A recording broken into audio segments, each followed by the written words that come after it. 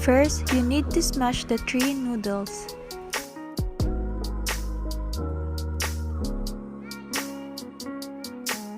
Heat the steel pan and add a bowl of water. And next, add the 3 noodles on the pan. Wait until it boils. It should be half cooked.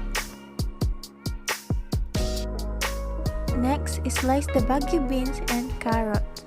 And also, you need to slice the chicken fillet into small pieces. And next, you need to stir the noodles and put it on the bowl. Get the sliced chicken fillet and add 1 seasoning of the noodles on it. And also, you need to add pepper on it. And next, you need to prepare the non-stick fan and add oil on it. Put the marinated chicken fillet on the pan. Wait until 5 minutes. And it should be half cooked. And next, put the noodles on a bowl. If the chicken fillet is already cooked, mix it on the noodles.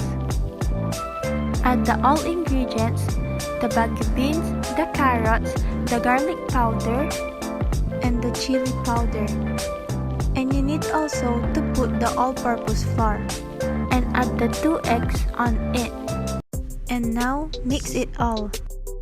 And for now, put your dish on the non-stick pan and fry it.